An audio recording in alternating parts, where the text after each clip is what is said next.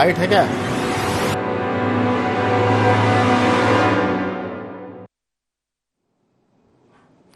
नमस्कार, IND24 के 5 का पंच में आपका स्वागत है। चर्चा सुबह से जारी है और आपको बता दें कि 5 के पंच में 3 पर विपक्ष का पंच पड़ा और 2 पर बीजेपी ने अपना कब्जा किया है। रतलाम की हम बात करें और देवास की तो ये भाजपा के खाते में, लेकिन निर्दलीय की बात करें तो कटना में निर्दलीय का परचम है, हालांकि वो भाजपा की बागी कैंडिडेट है। इसके अलावा रीवा जो है वो बीजेपी ने जीती है और मुरैना की सीट से भी भाजपा को हाथ धोना पड़ा है। तो कुल मिलाकर देवास और रतलाम की बात करें, भाजपा, मुरैना, रीवा और कटनी ये बीजेपी ने खो दी है। तो इस पांच के पंच में बहुत सारे नेताओं की हम बातचीत भी आपको सुनवाएंगे। शुरुआत में सुनवाते हैं कि मध्य प्रदेश में शिवराज सरकार के कैबिनेट मंत्री विश्वास सारंग क्या कहते हैं, इसके बाद हम चर्चा शुरू करेंगे। नगरीय निकाय चुनाव के दूसरे चरण के परिणाम आना शुरू हो चुके हैं। हमारे साथ में मध्य प्रदेश के चिकित्सा कुल मिलाकर हम सुनेंगे, बाद में नेताओं से विश्वास सारंग से बातचीत भी करेंगे, कांग्रेस के भी कुछ नेताओं से। लेकिन उसके पहले हमारे साथ बता दें कि स्टूडियो में मौजूद है हमारे पत्रकार साथी गौरव चतुर्वेदी जी। गौरव जी, आपका बहुत बहुत स्वागत है। स्काइप पर रहेंगे भाजपा के प्रवक्ता राजपाल सिसोदिया जी और स्टूडियो में आने वाले हमारे हाफिज अब्बास साहब। लेकिन गौरव जी, जो बातचीत हम पिछले कई दिनों से कर रहे थे कि इस चुनाव में बीजेपी की जो जमीन है वो थोड़ी सी कमजोर नजर आ रही है। हालांकि संगठन की दृष्टि से भाजपा हमेशा ही कांग्रेस से आगे दिखती है, चाहे वो बूथ मैनेजमेंट की बात हो, डैमेज कंट्रोल करने की बात हो या जुगाड़ की बात हो, तिकड़म की बात हो। इसमें बीजेपी दिल्ली से लेकर भोपाल तक बहुत आगे है, इसमें कोई शक नहीं। लेकिन ये जो नगर सरकार के नतीजे हैं ये बताते हैं कि कहीं ना कहीं कोई बीजेपी का फार्मूला है, उसमें चूक हो रही है। और सब कुछ अच्छा होने के बाद भी जो नगर निगम 16 नगर निगमों से पिछले चुनाव की बात करें तो 16 की 16 भाजपा के पास थी। क्या वजह है कि उस 16 में से बीजेपी ने 7 सीटें खो दी हैं, 7 शहर खो दिए हैं। बड़ी बात है, क्योंकि एक चीज़ और मैं जोड़ूंगा इसमें एक लाइन कि हमेशा भाजपा का जो जनाधार है वो शहरी वोटरों को ज़्यादा रहा था। उसने बाद में ग्रामीण वोटरों में सेंध लगाई है। लेकिन अगर हम बात करें 1980 से लेकर अभी तक की, भाजपा शहरों में परचम फहराती आएगी, लेकिन इस बार उसका जो प्रदर्शन है वो कमज़ोर है और चिंता में डालने वाला है। आपकी राय? अगर हम राघवन जी भाजपा नेताओं की नज़र से ही देखें जी, तो भाजपा नेताओं का कहना है कि नगरीय निकाय के चुनाव स्थानीय मुद्दों पर लड़े जाते हैं, व्यक्तिगत छवि के आधार पर लड़े जाते हैं। और जो भी भाजपा के प्रत्याशी, हालांकि पार्षदों के तौर पर अगर देखें तो भाजपा को एक बड़ी सफलता मिलती हुई दिखाई दे रही है। मुकाबले में कांग्रेस आती हुई नज़र जरूर आ रही, लेकिन परिणाम ज़्यादातर भाजपा के पक्ष में आ रहे हैं। लेकिन अगर हम उन्हीं की बातों को आधार माने तो वो जो स्थानीय प्रत्याशी थे, जो स्थानीय मुद्दों को लेकर के चुनाव हुए थे, वो उनकी व्यक्तिगत छवि के आधार पर जीते हुए माने जा सकते हैं।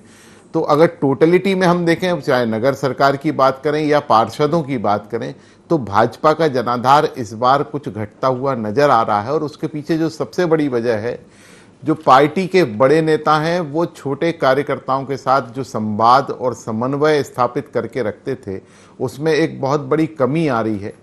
और आम जनता की जो समस्याएं हैं उसको भी सुलझा पाने में मुझे लगता है कि आम जनता ने पिछले 2 साल 2.5 साल से मध्य प्रदेश में भाजपा की सरकार है और उनके विधायकों का और जनप्रतिनिधियों का जो व्यवहार रहा है, शायद मुझे लगता है कि उसका खामियाजा पूरी पार्टी को इस नगरीय निकाय के चुनावों में, वो पंचायत चुनावों में भुगतना पड़ा है। मैं आपकी बात पर एक सवाल उसमें से निकाल रहा हूँ कि स्थानीय मुद्दों पर चुनाव होते हैं और प्रत्याशी की छवि पर होते हैं। तो क्या बीजेपी के पास अच्छी छवि वाले प्रत्याशियों की कमी थी, टोटा था, या फिर इसके साथ साथ क्या वो स्थानीय मुद्दों को पकड़ नहीं पाए, भुना नहीं पाए? क्योंकि जो स्थानीय मुद्दे हैं मुझे लगता है उसमें गुड गवर्नेंस का मुद्दा भी है। तो क्या नगर निगमों में बीजेपी गुड गवर्नेंस देने में असफल रही और उसके बाद अच्छी छवि के नेताओं को चुनने में असफल रही? और तीसरा मेरा सवाल इसमें जोड़ रहा हूँ मैं, क्या बीजेपी अपने भीतर की बगावत को रोक नहीं पाई? उसके जो पुराने कार्यकर्ता थे, जिसे कहते हैं कि जो जीतने वाले कार्यकर्ता थे, उम्र के लिहाज से वो हाशिए पर चले गए। 2 उदाहरण सामने हैं। कटनी की जो महापौर जीती हैं वो बीजेपी की बागी हैं।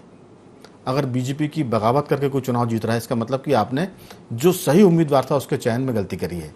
तो क्या बीजेपी का नेतृत्व उम्मीदवार के चयन करने में गलती कर गया? ये 2-4 एक सवाल हैं, उस पर आपकी राय। नहीं, देखिए, महापौर के पद की भी बात अगर आप करेंगे तब भी, और अगर पार्षदों के पद की बात करेंगे तब भी, पार्षदों में भी जो परिणाम अन्य के पक्ष में आते हुए दिखाई दे रहे हैं उनमें ज़्यादातर प्रत्याशी भारतीय जनता पार्टी के बागी कार्यकर्ता के तौर पर मैदान में डटे हुए थे, वो हैं। लेकिन जो एक सबसे बड़ी वजह रही, एक तो पार्टी ने अपने मन मुताबिक जो चेहरों को उतारने की रणनीति पर काम किया था वो कई जगह पर फेल हुई। 2-1 जगह पर सक्सेस होती हुई हमें दिखाई दी, लेकिन बाकी जगह पर फेल होने के पीछे सबसे बड़ी वजह वो रही। दूसरी चीज़, जो पार्टी के नेता लगातार कार्यकर्ताओं के साथ संवाद बना के रखते थे, वो संवाद बनाने की बजाय उन्हें इवेंट में एक कार्यकर्ता के तौर पर या एक मजदूर के तौर पर शामिल करते रहे, और जो कार्यकर्ता के साथ दिल का भाव था, वो दिल के भाव की एक कमी मुझे भारतीय जनता पार्टी के संगठन में इस बार पहली बार नजर आ रही है, लंबे समय से नजर आ रही है। आप भी महसूस कर रहे होंगे इस बात को। और बनिबस्त उसके कांग्रेस इस बीच आपको जो स्क्रीन पर दिख रहा है, दरअसल कांग्रेस के कार्यकर्ता इस खुशी में जश्न मना रहे हैं कि वो चुनाव जीत गए हैं। अमरपाटन की हम बात करें, वहाँ भी मुरैना की बात करें, वहाँ हम देख रहे हैं कि कुल मिलाकर जो सीन चल रहा है वो बीजेपी के लिए थोड़ा सा चिंता में डालने वाला है। कांग्रेस के खेमे में बहुत उत्साह है और जश्न है, और वो इसे कह रहे हैं कि ये एक तरह से विधानसभा जो चुनाव होने वाले हैं उसका सेमीफाइनल था। उस सेमीफाइनल को अगर देखें तो कांग्रेस ने बीजेपी से कई सीटों को छीना है, महापौर छीने हैं, ये बहुत सारी बातें। जी नहीं, स्वाभाविक बात है, सेमीफाइनल नगर परिषद का परिणाम आना शुरू हो गया है। इसके बाद भाजपा ने 6 सीट हासिल की है, तो वहीं कांग्रेस ने 8 पर कब्जा किया है, 1 पर बसपा हासिल की है। हमारे साथ प्रत्याशी थे जो वार्ड नंबर 15 के विजय हुए हैं, उन्हीं से जानना चाहेंगे क्या मुद्दे कांग्रेस से थे और उन्होंने क्या लेकर मौके पे पहुंचे थे। जनता के बीच आप क्या लेकर पहुंचे थे? मैं जनता के बीच उनका आशीर्वाद लेने और वार्ड का विकास करने के उद्देश्य से आया था, और हमारे वार्ड के लोगों ने जो मुझे आशीर्वाद और स्नेह दिया, वोट के रूप में मुझे विजय दिलाई, उसके लिए मैं उनका बहुत बहुत धन्यवाद देता हूं। और मेरा उद्देश्य है अमरपाटन में ही नहीं, अमरपाटन विधानसभा में कांग्रेस पार्टी माननीय दादा भाई का झंडा और परचम लहराना। कितनी सीटें यहाँ पे कांग्रेस की? हमारे वार्ड में हमारे अमरपाटन में 8 पार्षद आ चुके हैं कांग्रेस पार्टी के। तो किस तरह का उत्साह देखा जा रहा है कार्यकर्ताओं में? कार्यकर्ताओं में भारी उत्साह है। माननीय दादा भाई की जीत है और क्षेत्र के विकास की जीत है, जनता की जीत है, और उत्साह आप देख सकते हैं कि अमरपाटन में बाहर जनता एकदम उन्माद के रूप में बनी हुई है, और बीजेपी की हार का भी जश्न है। आज पब्लिक के बीच में बीजेपी की हार और कांग्रेस पार्टी की जीत का जश्न है। ऐसा लग रहा है जैसे अमरपाटन में काफी वर्षों से कांग्रेस पार्टी और बंधन से बाहर निकली है। पिछले बार जो बीजेपी थी उसने नगर परिषद पे कब्जा किया था और अपनी सरकार नगर पे बनाई थी, तो क्या उनकी योजनाएं कैसे चली थी और कितना उन्होंने विकास किया था? 0 भारतीय जनता पार्टी ने एकदम 0 विकास किया है, और अमरपाटन में ही नहीं, अमरपाटन के क्षेत्र की जनता को गर्त में डाल दिया है। अब कांग्रेस पार्टी का एक ही उद्देश्य है, वो अमरपाटन क्षेत्र की जनता का विकास करना, अमरपाटन का विकास करना।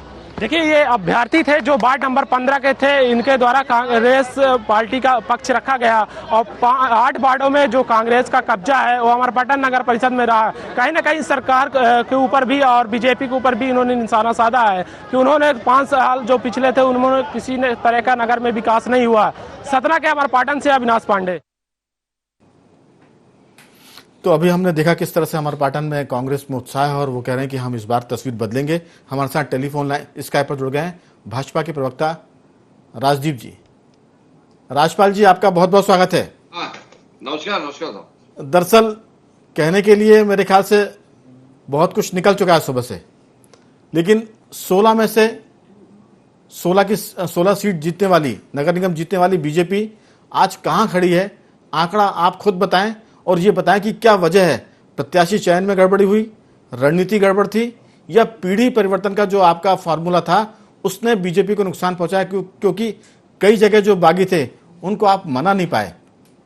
बहुत संक्षेप में आप चाहें तो कह सकते हैं, क्योंकि पार्टी की मर्यादा है, लेकिन 16 नगर निगम जीतने वाली बीजेपी अगर 9 पर आकर टिकती है तो ये चिंता की बात है, और उसमें गड़बड़ी क्या है? आप कह सकते हैं कि इसकी हम समीक्षा करेंगे, लेकिन एक जाई अगर आपको दिखता है उस पर क्या कहना है, आपकी राय? नहीं, निश्चित तौर पर मतदान का प्रतिशत कम होना और मानसून में चुनाव का होने के साथ साथ में और भी कुछ कारण रहे हैं, उसकी विस्तार से समीक्षा और चिंतन पार्टी करने वाली है। पर मैं ये जरूर कहना चाहता हूँ राघवेंद्र जी आपके माध्यम से कि हमने जो गरीब कल्याणकारी योजनाएं लागू की थी, उन कामों को लेकर जब हम जनता के बीच में गए तो जनता ने हम पे विश्वास भी करने का काम किया है। उसका नतीजा भी देखने को मिलता है कि सीधे सीधे नगर परिषद और नगर पालिकाओं की बात करें तो बड़ी संख्या में हमारे पार्षदों को बहुमत मिलने का काम हुआ है। जहां हम महापौर हारे हैं, वहां भी अगर आप देखेंगे तो पाते हैं कि पार्षदों की संख्या हमारी ज्यादा रही है, हम ज्यादा स्थानों पर पार्षद अपने जिताने में सफल हो पाए। तो इस प्रकार से कुल मिला के ये बात सही है कि पिछली बार हम 16 स्थानों पे थे, इस बार हम 9 स्थानों पे हैं। यहाँ महापौर में ये बात समझ में आ रही है, परंतु इसके अलावा अगर आप नगर पालिका, नगर परिषद और नगर पालिका की बात करेंगे तो उसमें पाते हैं कि बहुमत हमारा पिछली बार से ज्यादा संख्या बढ़ने का काम हुआ है। यहाँ पे जो कारण रहे उन कारणों की समीक्षा पार्टी अपने स्तर पर करेगी, समय आने पे वो भी बताने का काम हम आपके माध्यम से करेंगे। अभी तो मैं सिर्फ इतना कह सकता हूँ कि भारतीय जनता पार्टी लगातार लंबे समय से इन 16 निकायों में अपना परचम फहराए हुए थी। पिछली बार 16 ही जगह थे, उसके पहले भी थे, और हम इंदौर, उज्जैन जैसी कई, देवास जैसी ऐसी कई सीटें हैं जिनको लगातार 20-20 साल से भारतीय जनता पार्टी लगातार काबिज है। तो वो 20 साल से लगातार अगर हम काबिज है तो निश्चित कहीं ना कहीं हमारे किए हुए काम पर जनता ने आशीर्वाद देने का काम किया है, और आशीर्वाद के साथ साथ में फिर उन्होंने आगे उन कामों को कंटिन्यू रखने का जनादेश भी देने का काम किया अधिकांश स्थानों पर। और हम इनाल हम जो है इस चुनाव में पार्टी की अच्छा परफॉर्मेंस करने की स्थिति में रहे हैं और हमने किया है। ये बात जरूर है कि पिछले 16, चूंकि कांग्रेस 0 पे थी तो उनको पाने को कुछ नहीं, खोने को कुछ नहीं था, इनको जो भी था वो पाने को था। एक भी पाते तो पाते और 3-4 भी पाई तो उन्होंने पाई। तो निश्चित तौर पर चूंकि वो 0 से शुरू किए हुए थे, हम 16 से शुरू किए हुए थे, हमें 16 बरकरार रखना थी, उनको 0 बरकरार से बढ़ना था, तो स्वाभाविक है उन्होंने राइज करने का काम किया है। पर परिणाम को अगर आप देखते हैं तो ये पाते हैं कि कांग्रेस ने अपने 3 विधायकों को चुनाव में जोखने का काम किया, तीनों हारे हैं। 3 विधायक जो कि महापौर लड़े थे और तीनों हारे हैं, ये भी कहीं ना कहीं कांग्रेस पे भी प्रश्नवाचक चिन्ह खड़ा करता है। राजपाल जी, 2023 आपकी इन बातों पर तो जो कांग्रेस के प्रवक्ता उपाध्यक्ष आएंगे, हाफिज अब्बास साहब, वो बताएंगे, लेकिन आपने कहा कि मतदान का प्रतिशत कम होना, ये मतदान का प्रतिशत तो जो 5 नगर निगम के चुनाव हुए उसमें तो बढ़ गया था, जो पहला फेज था उसमें घटा था। ये जो 5 जिनके चुनाव हुए जिसमें से आप 2 जीत पाए हैं और 3 हार गए हैं, यहाँ तो मतदान का प्रतिशत बढ़ा हुआ दिखा था। और इसमें 2 खास बातें हैं। एक तो ये कि जो कटनी जगह है, कटनी शहर है, वहाँ आपकी बागी जीत गई है। इसका मतलब कि प्रत्याशी चयन रणनीति के हिसाब से, चूंकि मैं एक पत्रकार के नाते अगर इसकी त्वरित समीक्षा करूं तो बीजेपी ने अपने कार्यकर्ताओं को संभालने का काम नहीं कर पाई। वो प्रत्याशी चयन में थोड़ी सी पिछड़ गई। जो उसका सबसे बढ़िया काम होता था कि वो उम्मीदवार चेहरा ऐसा देते थे कि लोग कहते थे कि इसको जिताना ही पड़ेगा, भले ही पार्टी थोड़ी सी गड़बड़ हो। तो आप उम्मीदवार के चयन में, रणनीति के मामले में, पन्ना प्रभारी से लेकर जो आपका त्रिदेव था, उस पूरे मामले में कह सकते हैं कि पार्टी का कागज पर काम बड़ा मजबूत था। लेकिन जब इसकी परीक्षा की घड़ी आई तो नगरीय निकाय में 16 से 9 सीट पर आना, मुझे लगता है कि हम ये ना कहें कि जबरदस्त हार है, लेकिन बीजेपी ने बहुत खोया है। मुझे लगता है कि जो पार्टी के सीनियर लीडर हैं उनकी चूल्हे हिल गई हुई, क्योंकि 16 में से 9 सीटें, 9 नगर निगम पाना और 7 खो जाना बड़ा मामला। मैं लौटूंगा आपके पास, ये सवाल छोड़कर जा रहा हूं, तसल्ली से सोचकर आप जवाब दें कि प्रत्याशी चयन, संगठन की कमजोरी और पीढ़ी परिवर्तन के नाम पर जीतने वाले चेहरों को दरकिनार करना, ये पार्टी के लिए कहीं ना कहीं खामियाजा भुगताता है और इस पर सोचने की जरूरत है। चतुर्वेदी जी, जो बात हम सुन रहे हैं, हमारा मानना है कि जब कोई आदमी मुश्किल में हो तो उसको ज़्यादा नहीं फंसाना चाहिए। जब किसी कर्ण का पहिया जब फंस जाए तो फिर उस पर हमला नहीं करना चाहिए। तो बीजेपी ने चूंकि 9 सीटें पाई हैं और 7 गंवाई हैं, तो हमारा आक्रमण भाजपा पर नहीं है। लेकिन इतना जरूर पूछेंगे आपसे कि कांग्रेस की बढ़त के पीछे क्या राज है? देखिए, कांग्रेस की बढ़त के पीछे एक सबसे बड़ा कारण उनका प्रत्याशी चयन रहा। संगठन जिस रणनीति के साथ चुनाव मैदान में उतरा था उसकी सफलता मिली, लेकिन चूंकि भाजपा पर हमलावर नहीं होना है, नहीं, मेरा ये मानना है कि लेकिन जब मैं कोई उसका कमजोर हो जाए जी तो उसको बहुत गर्दन उसकी नहीं दबाना चाहिए। बीजेपी इस बात को समझ रही है, भले ही ऑन कैमरा राजपाल जी कुछ भी कह रहे हों, लेकिन उनको पता है कि 16 में से 7 गवा चुके हैं, बड़ी हार है ये, लेकिन इसको सब जान रहे हैं। हम ये चाहते हैं कि बीजेपी की कमी के साथ साथ कांग्रेस की खूबी क्या थी। इसीलिए मैं जी। थोड़ा सा ये कहना चाहता हूं कि चूंकि भारतीय जनता पार्टी को संघ की बैठकों में और भाजपा के अभ्यास वर्ग में ये बताया जाता है कि जो मन का हुआ वो अच्छा और जो नहीं हुआ वो और अच्छा, तो जो कमजोरियां हैं अब इस पर पार्टी खुद अपनी समीक्षा करे और उन कमियों को दूर करने का प्रयास करे।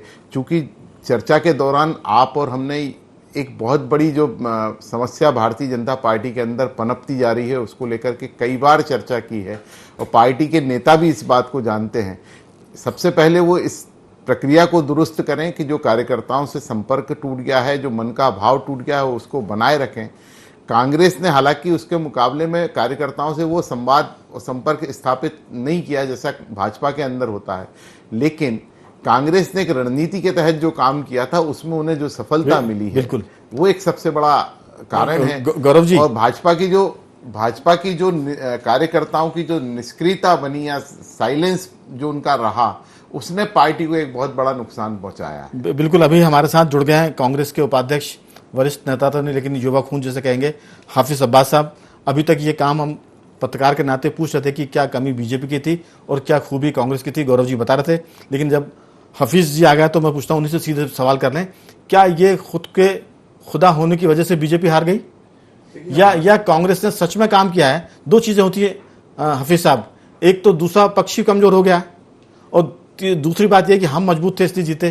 क्या कहना है, कांग्रेस मजबूत थी इसलिए जीती या बीजेपी कमजोर पड़ गई थी इसलिए आप जीत गए? देखिए राघवेंद्र जी, मैंने पहले दिन से और हम सब ने पहले दिन से कहा था जब इन्होंने सरकार गिराने का कृत्य किया था और ये कांग्रेस के धड़े को एक गुट जिसको कहते थे उसको ये अपने साथ ले गए थे कि इनके यहाँ गुटबाजी चरम सीमा पर रहेगी और जो जनादेश जनता के जनादेश का अपमान किया है वो आने वाले समय में जनता खुद पुनः स्थापित करेगी। और वही हुआ कि अब जब नगरीय निकाय चुनाव से शुरुआत हुई है जिसको सत्ता का सेमीफाइनल कहा जा रहा था, उसमें माननीय कमलनाथ जी के नेतृत्व में जो कांग्रेस पार्टी ने एक जीत की इबारत लिखी है और एक इतिहास रचा, हमारा सबसे बड़ा टैली है, सबसे बड़ी टैली है अभी तक की। और भारतीय जनता पार्टी क्यों खुश है ये नहीं मालूम है, लेकिन जो आपका सवाल सबसे उसका जवाब यह है कि जनता नाराज थी। जनता को ये मूर्ख या भ्रमित एक समय तक कर सकते हैं, बना सकते हैं, उसके बाद नहीं। जनता ने इनके विकास को उफनते हुए देखा नदी नालों से, जनता ने इनके विकास की सड़कों को देखा, जो दावे थे वो दावे बहुत पीछे रह गए और जनता ने हकीकत धरातल की जो देखी तो उसका जनता ने भी फैसला किया कि इनको चुनने से अब कोई मतलब नहीं है।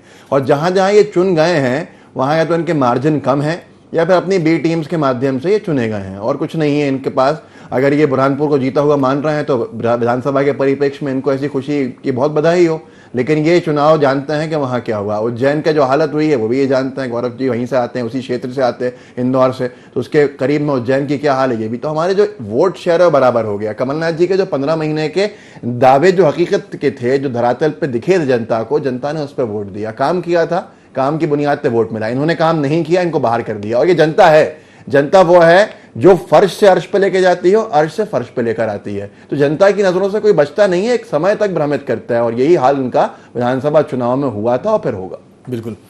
राजपाल जी, सुन लिया आपने।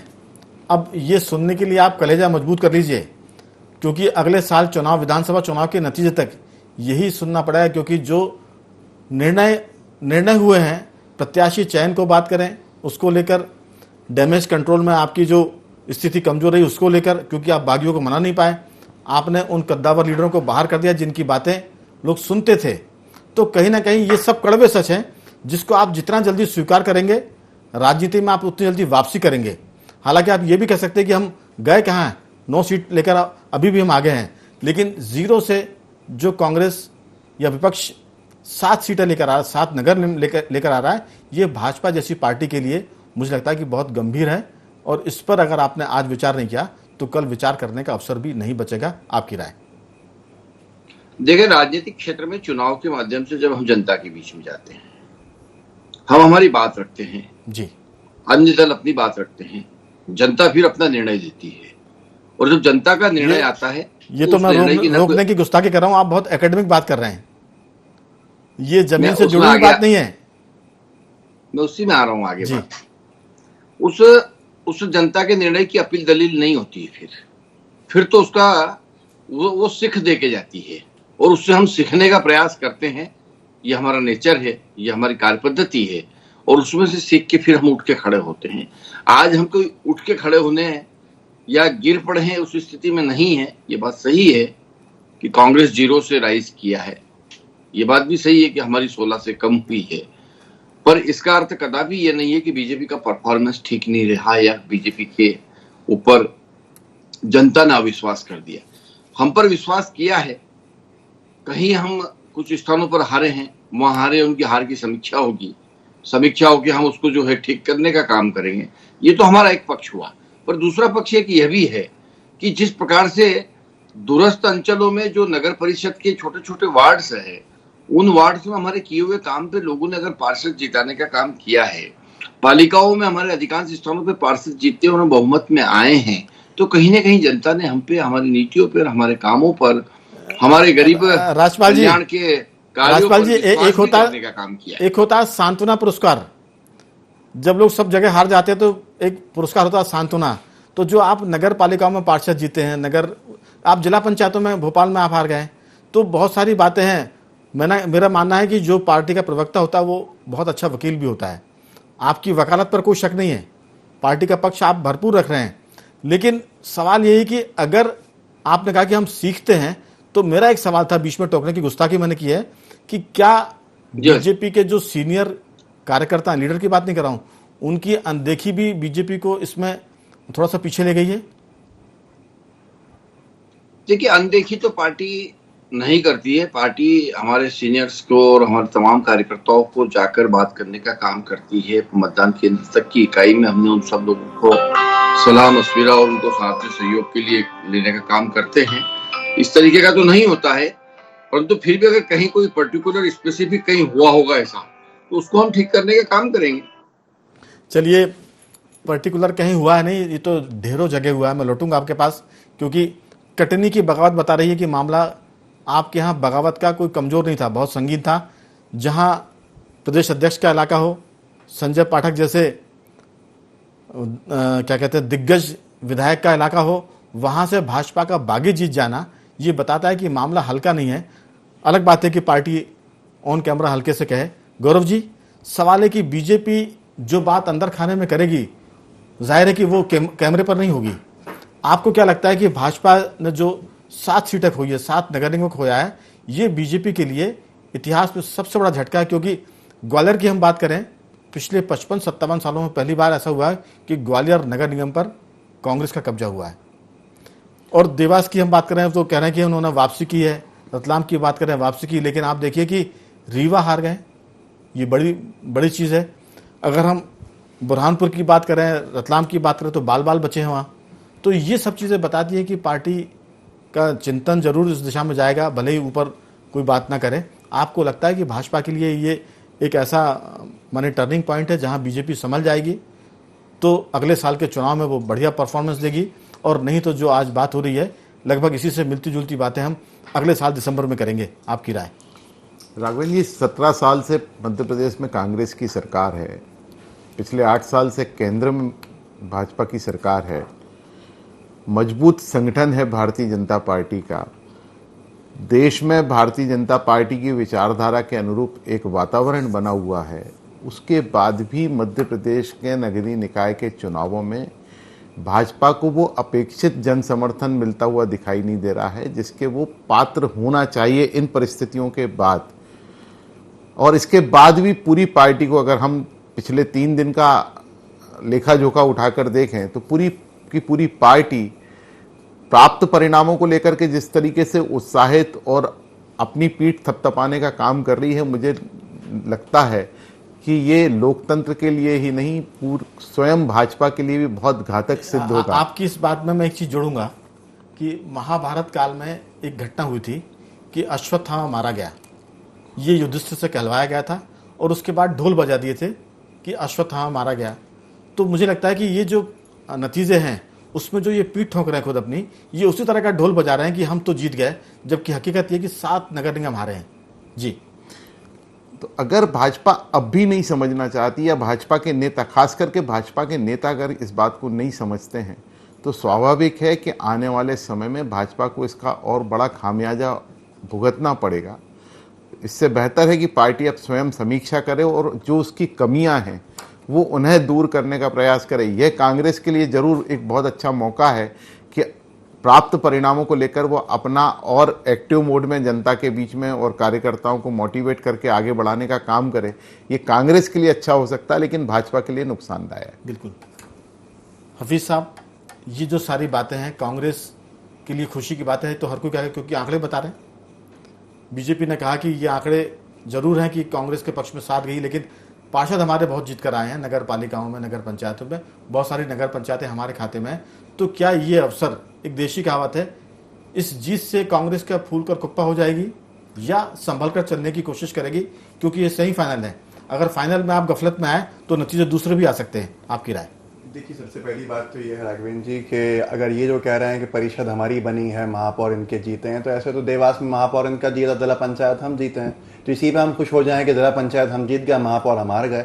तो मुझे लगता है कि कमलनाथ जी एक बात कहते हैं कि अगर पड़ोस में कोई खुशी का माहौल होगा तो भाजपा उसके लिए भी मिठाई के डब्बे खुद बांट देगी, ताकि ऐसा लगे कि भाजपा में कुछ हो रहा है। तो ये बात बिल्कुल हकीकत है।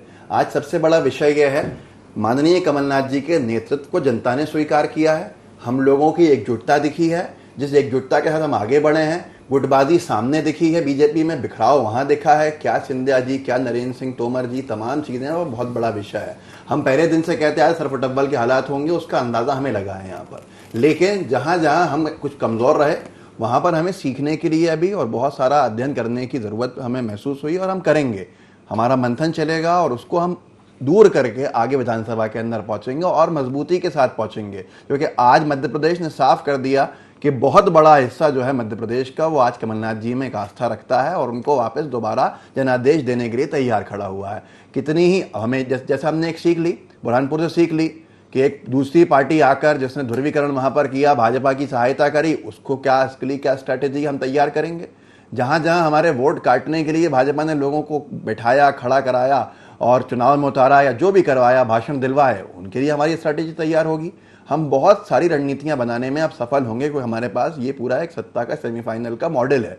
तो इन सब से सीख के हमें आगे बढ़ना। दूसरी तरफ तो अहंकार के लोग हैं, अहंकार से भरे हुए हैं, जनता के सुख दुख के साथ नहीं रहे, कोरोना काल में भागे भागे रहे, जनता के जनादेश का अपमान किया। तो ये सारी चीज़ें हैं कि इनके लिए तो अभी बहुत दूर है और हमारे लिए रास्ते आसान हैं, लेकिन उसके साथ साथ बहुत सारी चीज़ें पूरी करनी है और बहुत कुछ करना है। अच्छी बात यह है कि Bharatiya Janata party single digit में रह गई है इस बार, और इसके बावजूद भी अगर खुश हैं वो, तो ऐसी खुशी वो हमेशा रखें और विधानसभा में भी वो इसी तरह से खुश रहें जिस तरह से वो यहाँ पर खुश हुए थे। बहुत सारी चीज़ें की गई, बहुत सारे तरीके अपनाए गए, जिससे ये टैली 2 से बढ़ गई, नहीं तो ये 7 के अंदर आके समेट गए थे। तो हमारे पास जनाधार मिला हमें। हमने पिछले 25 सालों के अंदर पहली बार इस आंकड़े को हमने छुआ है, तो ये एक बात साफ हो गई है और इस पे प्रमाणित हो गया है। मैं दोबारा कहूंगा कि पूरी कांग्रेस पार्टी कमलनाथ जी का नेतृत्व स्वीकार कर चुकी है और पूरे जनता जो है वो कमलनाथ जी को मुख्यमंत्री के रूप में देखना चाहती है। हमारे पास चेहरा है, इनको नए चेहरे लाने की जरूरत है।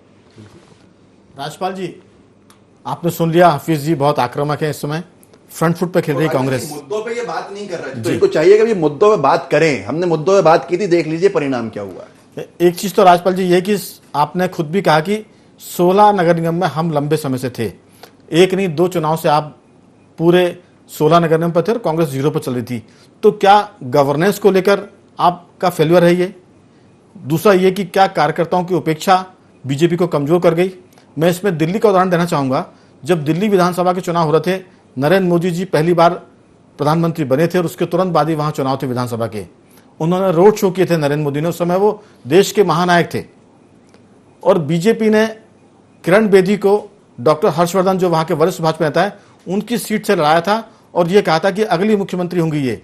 उस समय ये मैसेज था कि बीजेपी ने अपने कार्यकर्ताओं की उपेक्षा करके ऊपर से आपने, जिसे कहते हैं कि स्काई लैब से आपने एक तरह से लैंडिंग की थी उनकी, किरण बेदी की।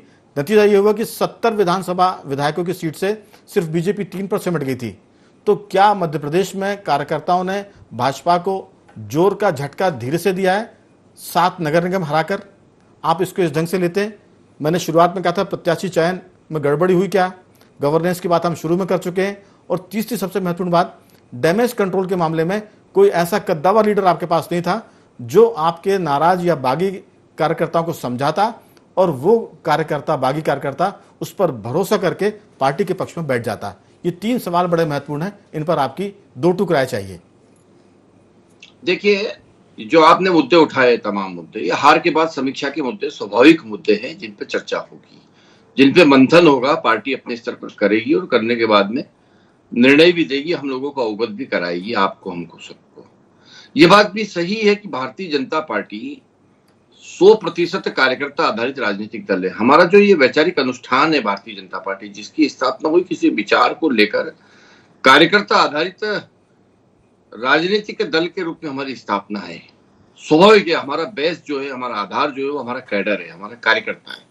और ये बात भी सही है कि अगर कार्यकर्ता की उपेक्षा होगी तो मनमाफिक अनुमान जो परिणाम नहीं आएंगे, ये बात बिल्कुल सही है आपकी, मैं सहमत हूं। पर हमने कार्यकर्ताओं के मनमाफिक निर्णय करने का काम हमारे नेतृत्व ने करने का प्रयास किया। 100% मनमाफिक हो जाए ऐसा भी संभव नहीं हो पाता है, पर अधिकांश कार्यकर्ताओं को संतुष्ट करते हुए हमने पार्षद हो, चाहे जिला पंचायत हो, चाहे महापौर हो, सब जगह स्थानीय उम्मीदवारों को खड़ा करने का काम किया। बहुत सावधानी के साथ में हमारे नेतृत्व ने उम्मीदवार चयन की प्रक्रिया को पूरा करा। बहुत सावधानी से हमारा जो तहसील से लेकर जिला और जिले से लेकर प्रदेश तक का जो हमारा एक संगठनात्मक स्ट्रक्चर है, उस स्ट्रक्चर ने तमाम अलग अलग समितियों में से फिल्टर करते करते कार्यकर्ताओं के नामों को चयन करने का काम किया। मैं ये नहीं कहता हूं कि 100% सही हुआ होगा, हो सकता है कहीं त्रुटि हुई हो, बहुत सी बार समग्र विचार होता है जिले भर का। हस्तक्षेप करने की अनुमति मांग रहा हूं। आप कह रहे हैं कि बहुत गंभीरता से हमने काम किया है। चुनाव समितियां कब बनी संभागों की, प्रदेश की? चुनाव समितियां देर से बनी, प्रत्याशी चयन में विलंब हुआ, और उसके बाद कई मामले तो दिल्ली में जाके सुलझे, और नतीजा उसका यह है कि इंदौर में आपके एक कद्दावर लीडर हैं राष्ट्रीय स्तर के, उनके वार्ड से बीजेपी हार गई, पार्षद का उम्मीदवार। रायसेन की बात करें हाल की, वहां से जो आपके मंत्री हैं उनके वार्ड से बीजेपी हार गई। तो चयन प्रक्रिया में विलंब हुआ, देर से चयन समितियां बनी, चुनाव समिति ने उस पर देर से डिस्कस किया, विचार किया। यही वजह है कि लेट निर्णय हुआ और उसमें उचित प्रत्याशी का चयन नहीं हो पाया, और जहां शिकायतें थी उनको अनदेखा किया गया। मुझे लगता है कि बीजेपी को यह भरोसा था कि उनका कार्यकर्ता नाराज भले हो जाए लेकिन पार्टी के पक्ष में वोट करेगा, पार्टी के पक्ष में प्रचार करेगा। इस बार ये दोनों चीजें गायब थी, ना तो उसने पक्ष में ज्यादा प्रचार किया और ना ही उसने उसके पक्ष में वोट किया। गिरता मतदान प्रतिशत इसका प्रमाण है, और ये जो हार है उस पर मोहर लगाती है। आपकी राय? निश्चित तौर पर समीक्षा के कारण आपने जो बताया वो सब बिंदु समीक्षा के बिंदु है। उन सब बिंदुओं के ऊपर हमारी पार्टी समीक्षा करेगी। यह बात सही है कि मतदान प्रतिशत कम होने का खामियाजा भी हमें भुगतना पड़ा। मतदान प्रतिशत कम क्यों हुआ उसके भी बहुत सारे कारण आए। हमने चुनाव आयोग के सामने जाकर सुझाव भी देने का काम किया, और हमारे सुझाव को लागू करने के बाद में ये जो द्वितीय चरण का चुनाव है, इसमें मतदान का प्रतिशत बढ़ने का भी काम हुआ। ये भी हमने सबने देखा। कुल मिला के इस चुनाव के अंदर बहुत सारे नए अनुभव भी आने का काम पार्टी के नेताओं को और कार्यकर्ताओं को हुआ। ये चुनाव मानसून में था, ये बात भी एक अपनी जगह थी, और तमाम बातें थी। इन चुनाव को किस प्रकार से जल्दबाजी में करने का काम हुआ, किस प्रकार से न्यायालय में विषय सारे थे, किस प्रकार से ओबीसी आरक्षण वाला विषय था, तमाम बिंदु थे इस इलेक्शन के पहले से। उन सब बिंदुओं के ऊपर पार्टी समीक्षात्मक लेकिन राजपाल जी, ये सारी चीजें तो कांग्रेस के लिए भी थी। अगर चुनाव आयोग ने पर्चियां नहीं बांटी तो उसका नुकसान कांग्रेस को भी हुआ। मौसम की जहां तक आप बात कर रहे हैं वो कांग्रेस के लिए भी था। मतदान का घटता और बढ़ता प्रतिशत के लाभ नुकसान कांग्रेस के लिए भी थे, लेकिन कांग्रेस नफे में रही और बीजेपी ने 7 सीटें खो दी। निश्चित तौर पर जो जनता का जिस प्रकार का जनादेश आया है वो आपके हमारे सामने है। हम उस जनादेश का सम्मान करते हैं, उसके प्रति नतमस्तक होते हैं, पर उसके साथ साथ में क्या कारण रहे उन कारणों पे भी हम जाना चाहेंगे। हमारी पार्टी जाएगी। निश्चित तौर पर हम 16 से 9 पे आए हैं। ये हमारे लिए क्षति तो हुई है। इस क्षति के लिए हम किस प्रकार से इसकी पूर्ति कर सकते हैं, किस प्रकार से इसकी पुनरावृत्ति न हो, ये सब पार्टी अपने स्तर पर करेगी, निश्चित तौर पर करेगी। गौरव जी, बहुत सारी बातें मैं तीसरी बार दोहरा रहा हूँ कि जिसका पहिया जब रथ में फंसा हो तो आक्रमण नहीं करना चाहिए। राजपाल जी, आप इसको अन्यथा मत लीजिए। क्योंकि राजनीति में हार जीत होती है। आज आप हारे हैं, कल कांग्रेस हारी थी। सवाल ये कि जो हार से जितनी जल्दी सबक लेगा वो उसके दायरे से बहुत जल्दी बाहर आ जाएगा। तो सबक लेने की ज़रूरत है और सबक लेने की बातें भी हो रही हैं। गौरव जी, क्या जो हम बात कर रहे थे कि इस पूरे चुनाव में सबको दिख रहा था कि बीजेपी की हालत कमज़ोर है, प्रत्याशी चयन में गड़बड़ी हुई है, नए लोगों को ज़्यादा तरजीह दी है, जो जिताऊ चेहरे हैं वो थोड़े से उम्र दराज है, 50 के पार उनको किनारे कर दिया गया है। तो मुझे लगता है क्या ये पार्टी ने टेस्ट किया था कि अगर हम इस तरह के फैसले करेंगे तो देखते हैं कि कार्यकर्ताओं का रिएक्शन क्या आता है, और जब रिएक्शन तगड़ा आया तो हो सकता है कि वो अगली बार सुधार कर लें विधानसभा चुनाव में। तो ये एक तरह का टेस्टिंग था, परीक्षण था, प्रयोग था। आपकी राय? राघवन जी, राज्यपाल जी और पूरी भारतीय जनता पार्टी के कई बड़े नेता प्रत्याशी चयन को लेकर के लगातार यह बात कर रहे हैं कि हमने कार्यकर्ताओं के मन मुताबिक निर्णय दिया है, चयन किया है, और 100% निर्णय सही नहीं हो सकते हैं।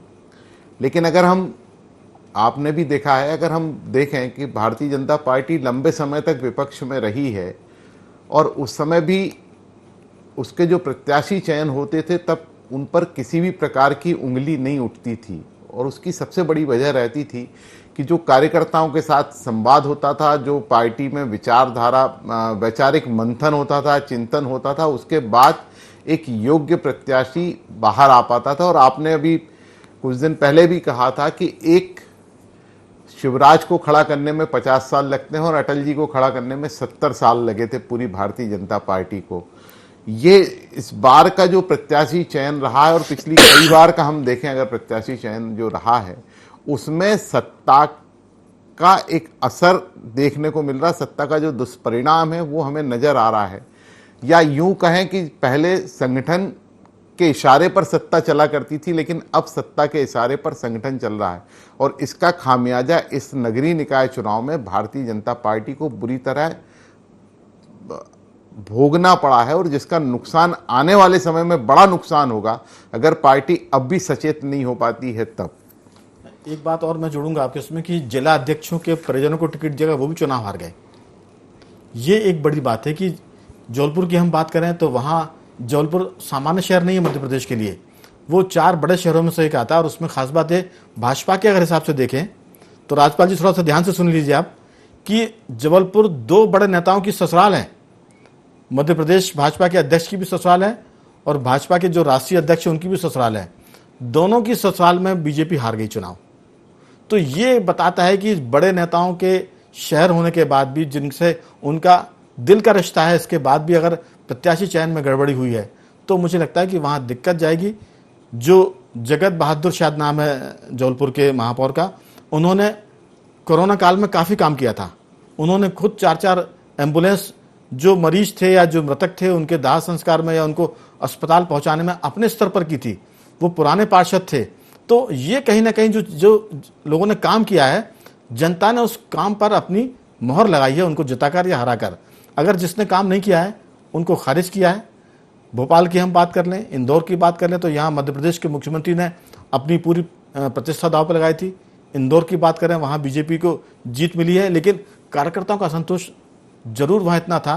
बीजेपी की ताकत से वो असंतोष तो दब गया, पार्टी जीत भी गई, लेकिन असंतोष बरकरार है। गौरव जी, आपका भी पूरे मालवा निवाड़ से और भोपाल से बहुत गहरा वास्ता है। क्या लगता है कि भाजपा के भीतर जो चल रहा है, शायद राज्यपाल जी से बेहतर तो हम नहीं जान पाएंगे, लेकिन फिर भी जो चल रहा है वो नतीजे के रूप में सामने आया है कि अगर आप उपेक्षा करेंगे तो फिर खामियाजा भुगतना पड़ेगा। भाजपा का कार्यकर्ता इस बार गलतियों पर माफ़ी के लिए तैयार नहीं है, क्योंकि अगर वो गलती पर माफ़ी करेगा तो उसे मालूम है कि विधानसभा का चुनाव हार जाएंगे। आपकी राय? स्वाभाविक है, जो भारतीय जनता पार्टी का कार्यकर्ता है वो देव दुर्लभ, और मध्य प्रदेश का कार्यकर्ता खास करके देव दुर्लभ इसलिए माना जाता है कि वो एक निष्ठा और ईमानदारी के साथ पूरी पार्टी की सेवा करता आया है जी। और जब उस सेवा के बदले में उसे वैसा सम्मान ना मिले कि प्रत्याशी, अच्छे प्रत्याशी के चयन में भी उसकी कोई भागीदारी ना हो, अच्छे प्रत्याशियों को घर बिठा दिया जाए, तो ऐसी परिस्थिति में कार्यकर्ता के पास फिर अंतिम विकल्प यही रह जाता है। और हर पार्टी, सिर्फ भाजपा की बात नहीं कर रहा हूँ, हर पार्टी में ये विकल्प रह जाता है कि इस बार पार्टी को सबक सिखाना है। अगर नहीं सबक सिखाया तो ये आने वाले समय में और ज़्यादा हमारे ऊपर हावी होंगे, और उसका खामियाजा इस पार्टी को इस बार नगरीय निकाय के चुनाव में भाजपा को भोगना पड़ा है। इसमें चीज़ और दूंगा कि बीजेपी की ये प्रवृत्ति रही थी, अब कांग्रेस ने उसको अडॉप्ट भी कर लिया थोड़ा सा, कि आप निर्णय करने के पहले खूब विचार कर लें, बहस कर लें, झगड़ा कर लें कमरे के भीतर, लेकिन जब निर्णय हो जाए तो उस निर्णय को सही साबित करने के लिए पूरी पार्टी जुट जाए। ये भाजपा की घुट्टी में था, उसकी जड़ में है, ये उसके पिंड में है कि निर्णय के पहले वो खूब बात करते हैं, लेकिन निर्णय हमारी पसंद का हो या ना हो, अगर पार्टी ने निर्णय किया तो फिर सामूहिक फैसले पर सब मिलकर काम करते थे। ये हमने पिछले कई चुनाव से देखा है, लेकिन इस बार लगता है कि सामूहिकता के निर्णय में भी कमी आई है, इसलिए पार्टी मैदान में बिखरी हुई दिखी थी। गौरव जी, राघवेंद्र जी, अगर आप पूरी प्रक्रिया देखें पिछले लंबे समय से जो चुनावों को लेकर, और खास करके राज्यसभा के समय से भी बात करें हम जी, तो जो स्थानीय स्तर पर समन्वय स्थापित करके, बड़े नेता भी समन्वय स्थापित करके जो बैठक में अपनी चिंतन मनन करते थे, मंथन करते थे, उसकी भी हमें एक कमी देखने को मिल रही है।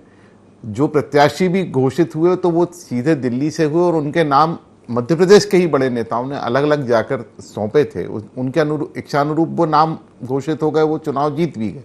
लेकिन अपन नगरीय निकाय को लेकर के बात करें या विधानसभा को लेकर के भी बात करें, तो जो बैठक के अंदर जिस तरीके के मतभेद या मनभेद आते थे उन्हें भुलाकर बात की जाती थी, अब तो वो चर्चा भी नहीं होती। तो मतभेद और मनभेद भुलाने वाली बात तो हमें दूर दूर तक कहीं नजर चलिए नहीं मैं आई। इसमें अगले सवाल पूछूंगा राजपाल जी से, लेकिन हफीज जी, आपने कहा कि हमने एक पूरा रोड मैप जैसा बनाया है और इस चुनाव से जो फायदा मिला है वो चुनाव में जीतने की जो फार्मूले थे, उन्हीं फार्मूलों को आप और डेवलप करेंगे, एलोबरेट करेंगे कि विधानसभा में किस तरह की रणनीति पर काम किया जाए, किस तरह से प्रत्याशी चयन किया जाए और कैसे संगठन को और सक्रिय किया जाए। आपको लगता है, क्योंकि कई बार कमलनाथ जी कह चुके हैं कि हमको भाजपा से डर नहीं है, हमको उनके संगठन से डर है, तो क्या कांग्रेस ने अपने संगठन को मजबूत किया पहले से? कमलनाथ जी का कहने का उद्देश्य हमेशा राघवेंद्र जी यही रहा कि हम अपने संगठन को उनसे और मजबूत करें, और उसके ऊपर हमने काफ़ी हद तक सफलता पाई। संगठन हमारा, आपने जो बात कही कि जो एक बार टिकट हो गए उसके बाद ऐसा कोई व्यापक तौर के ऊपर आपने विरोध नहीं देखा या किसी वरिष्ठ नेता ने बयान दिया हो, कुछ भी नहीं था ऐसा। तो भारतीय जनता पार्टी के अंदर अगर आप देखें तो यहाँ पर खुद सुमित पचौरी जी के जो भाई हैं वो चुनाव लड़ रहे थे वार्ड नंबर 78 से, चुनाव हार गए वो भोपाल के अंदर। राजेंद्र शुक्ला जी का वार्ड हार गई भाजपा रीवा में, जो आप वार्ड्स की बात कर रहे थे। तो हमारे पास जो नेतृत्व है वो बहुत तजुर्बेकार नेतृत्व है, बहुत वरिष्ठ नेता हैं हमारे अध्यक्ष, और उनके साथ सब लामबंद हैं। हमने पहले भी कहा था कि सिंधिया समर्थकों को ले जा रहे हैं, ये बड़ी खुशी खुशी सरकार बना रहे हैं, और ये जो जख्म देंगे आगे भविष्य के अंदर, इसका अंदाज़ा इनको कभी नहीं होगा, क्योंकि हम जानते हैं उनको। आपने जो कहा कि निर्णय के बाद, उसी में छुपा हुआ है पूरा मामला, निर्णय के बाद इनमें कोई भी आपत्ति नहीं करता था कोई। इस बार क्यों हुई? क्योंकि इस बार इनके पास एक बहुत बड़ा मध्य प्रदेश का राजनीतिक गुट था, जिसने गुटबाजी को इनके यहाँ पर खूब जम के फैला दिया। जिन्होंने 3 टिकट मांगे थे भोपाल राजधानी के, एक भी नहीं मिला। भाजपा की एक पुराने मतलब दरी उठाते, जो कुर्सी और दरी वाले कार्यकर्ता रहते इतने पुराने, उनका तक टिकट कट गया क्योंकि उनका नाम उनसे जुड़ गया, वो निर्दलीय जीत भी गए चुनाव। तो ये स्थितियां जो बनी हैं भाजपा में, ये आयातित लोगों के आने से जो आगे आने वाले समय में नुकसान होते हैं वो भाजपा ने देख लिया। और इससे बड़ा नुकसान अब जब होगा जब ये सिंधिया समर्थक मंत्रियों के, विधायकों के टिकट काटने पर आएंगे। 26-27 टिकट देंगे या तो अपने कार्यकर्ता को या उनको, तो ये सरफटेबल का हालात फिर से बनेंगे। तो हमारे पास जो है जनता है, जनता का आशीर्वाद है। इन्होंने जो बात कही और आपने जो मुझसे कहा कि और डेवलप कैसे करेंगे, वो इनके उसके एक मिसाल है। इन्होंने कहा कि हमने अपने कार्यकर्ताओं को संतुष्ट किया था, सर्वाधिक कार्यकर्ताओं को संतुष्ट किया था। हमने जनता को संतुष्ट किया, हमने जनता के मुद्दों के ऊपर बात की, और उसी के ऊपर हम बात करते रहेंगे तब तक शिवराज सिंह चौहान जी की सरकार जनता का साथ नहीं दे। कितनी बार सरकार को कमलनाथ जी ने दिशा दिखाई कि इधर इधर काम कीजिए, जनता की परेशानी है। तो ये हमारी उपलब्धि थी, इसको हम और मजबूत बनाएंगे, आगे जनता के मुद्दे और मुकर होकर उठाएंगे। आप देखिए जो 5 शहर सरकारें हमारे पास आई हैं, वहाँ पर हमारे जो आप कार्यकर्ताओं को देखेंगे जनता के मुद्दों को पूरा कराते हुए, हम निगम की सरकार की तरफ से कराएंगे उनको। हम जनता की परेशानियों को शहर सरकार के माध्यम से हल करेंगे। हमारे पास अभी 15 महीने का काम था कमलनाथ जी का दिखाने के लिए, और अब हमारे पास 5 शहर सरकारें हैं जिनके माध्यम से हम जिनको मॉडल बना के 1 साल के अंदर हम ऐसा देंगे कि वो मॉडल मध्य प्रदेश की हर एक जनता को पसंद आएगा, हर एक व्यक्ति को पसंद आएगा, और हमारा वोट शेयर भी उसमें बढ़ेगा। और माननीय कमलनाथ जी को तो वैसे भी जनता ने पिछली बार भी कमान सौंपी थी, इस बार फिर से सौंपेगी। और ये पूरा का पूरा जो परिणाम है, एक बात अपनी जरूर जोड़ना चाहूंगा इसमें कि राघवेंद्र जी, ये पूरा परिणाम जो है उन सब के मुंह बंद करने वाला परिणाम है जो कहते थे कि सिंधिया जी का चेहरा दिखाकर कमलनाथ जी को बिठा दिया। कमलनाथ जी ही हमारा चेहरा थे, कमलनाथ जी के चेहरे पे, कमलनाथ जी के अनुभव पे जनता ने वोट किया था। और नगर निगम के चुनाव में जनता ने बता दिया कि हाँ, जनता ने कमलनाथ जी को देख के वोट किया था, नहीं तो ग्वालियर नहीं हारते और छिंदवाड़ा नहीं जीतते और मध्य प्रदेश के 16 नगर निगम में से भाजपा सिंगल डिजिट में नहीं समेटती। ये कमलनाथ जी के नेतृत्व को जनता ने स्वीकारा, तभी ये पूरे के पूरे हालात भाजपा के हुए हैं। तो अब मैं उम्मीद करता हूं कि भाजपा ये कभी नहीं कहेगी कि चेहरा सिंधिया जी का था और कमलनाथ जी आ गए। चेहरा कमलनाथ जी का था, सिंधिया जी का चेहरा जब भाजपा में गया तो भाजपा की क्या हालत हुई है कि 57 साल पुराना किला ही गिर गया। एक सवाल और मेरा इसमें रहेगा, क्या दिग्विजय सिंह जी की कोई भूमिका रही इसमें? समन्वय जितना दिग्विजय सिंह जी का रहा है, हमेशा माननीय कमलनाथ जी ने जो जो जिम्मेदारियां दिग्विजय सिंह जी को दी, उन्होंने बखूबी उसको निभाई।